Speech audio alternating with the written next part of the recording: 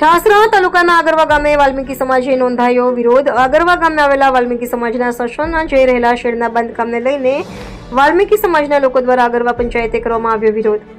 વાલ્મીકી સમાજના સ્મશાનમાં કચરાના નિકાલ માટેના શેડના નિર્માણને લઈને વાલ્મીકી સમાજમાં આક્રોશ જોવા મળ્યો. તાત્કાલિક ધોરણે બાંધકામ બંધ કરી તે જગ્યાએ સ્મશાનને નીમ કરી આપવાની માંગ ઉઠવા પામી. મોટી સંખ્યામાં વાલ્મીકી સમાજના લોકો અને અગ્રણીઓ પહોંચ્યા આગરવા ગ્રામ પંચાયત. વર્ષોથી વાલ્મીકી સમાજના લોકો દ્વારા તે જગ્યાએ કરવામાં આવે છે અંતિમ વિધિ. કચરાના નિકાલ માટેના શેડના બાંધકામને લઈને વાલ્મીકી સમાજના લોકોની લાગણીએ દુભાઈ. ગ્રામ પંચાયત તથા તાલુકા વિકાસ અધિકારીને કરી અરજી. જો બાંધકામ નહીં અટકાવવામાં આવે તો આવનારા સમયમાં ઉપવાસ આંદોલનની આપી ચીમકી.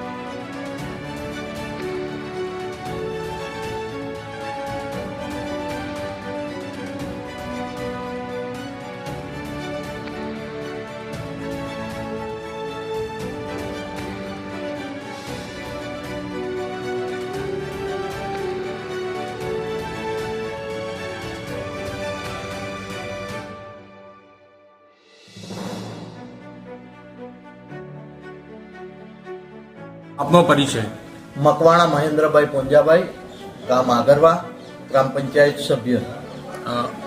સ્મશાનને લઈને એક પ્રશ્ન ઊભો થયો છે, શું છે તેમાં વિગત?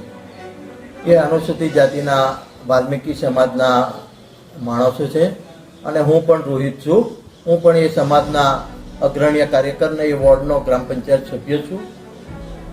એ લોકોનો માગણી એવી છે કે એમની વસ્તી છે અંદાજે 101 જણોની વસ્તી છે અને જે જગ્યાએ અમે કમ્પોસ્ટ માટે જગ્યા બનાવી છે એ 10 બાય 10ની જગ્યા એ સરકાર અને ગ્રામની સુખાકારી માટે બનાવેલી છે. જ્યારે એ જે લોકો ત્યાં દફનવિધિ કે અગ્નિ સંસ્કાર કરતા હોય એ વિશાળ મોટી જગ્યા છે, ત્યાં એમને કોઈ હળચલ થાય એવું છે નહીં. અમારી રિક્ષા ત્યાં જઈ શકે, બંને બાજુ સાઈડમાં રસ્તો છે અને સરકારની કોઈ પણ પ્રકારની નિયમ કરેલી જગ્યા ત્યાં છે નહીં કે એમને એવી કોઈ જગ્યા ફાળવણી કરવામાં આવેલી નથી.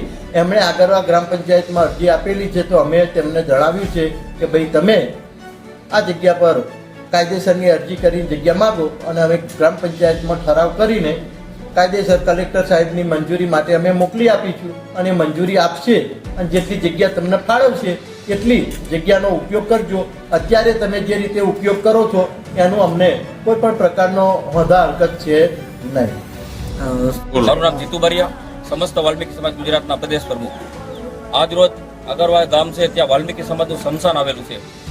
એ જગ્યા માથે વારંવાર ગ્રામ પંચાયત દ્વારા દબાણ કરવામાં આવતું હોય છે અને જે અમારા મોટાભાઈ સમાન જે વ્યક્તિ છે તે પોતે પણ દબાણ કરાવતા હોય તેવું અત્યારે દેખાય છે એમના વર્તન ઉપરથી.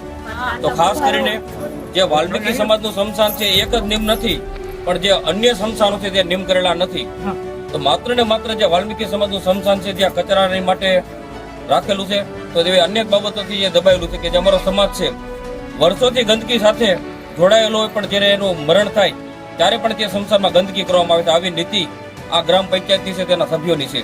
તો ખાસ કરીને જે વાલ્મીકી સમાજનું સ્મશાન છે તેમાં કોઈ પણ પ્રકારનું દબાણ કરવામાં ન આવે. જ્યાં સુધી નિયમ ન થાય ત્યાં સુધી આ સ્મશાનમાં કોઈ પણ પ્રવૃત્તિ કરવામાં આવે નહીં. તો જો આ પ્રવૃત્તિ કરવામાં આવશે તો તેની સામે ધરણા પ્રદર્શન કરીને કાયદેસરની અમારી જે ડિમાન્ડ છે તો ગ્રામ પંચાયતે અમારે આંદોલન કરવાની ફરજ પડશે. આ બાબતે દબાણ કરશે તો અત્યારે કોઈ કાર્યવાહી કરવામાં આવી નથી. માત્ર ને માત્ર જે વાલ્મીકી સમાજનું સ્મશાન હોય એને ધ્યાનમાં રાખીને એમાં જ દબાણ કરવામાં આવે છે. કે આ જગ્યા વર્ષોથી જે આપેલી હોય છે પરંપરાગતથી જે અમારા સ્મશાનમાં જે સ્મશાન વિધિ થતી હોય અમારા જે પરિવારજનો છે તેની જગ્યાને દબાણ કરીને આ લોકો ગ્રામ પંચાયતમાં એક જ સ્મશાન નિયમ નથી એવી વાત કરીને અન્ય સમાજના સ્મશાનો છે કોઈના નિયમ નથી થયેલા, પણ માત્ર ને માત્ર દબાણ વાલ્મીકી સમાજના સ્મશાન ગૃહમાં થઈ રહ્યું છે અત્યારે હાલમાં.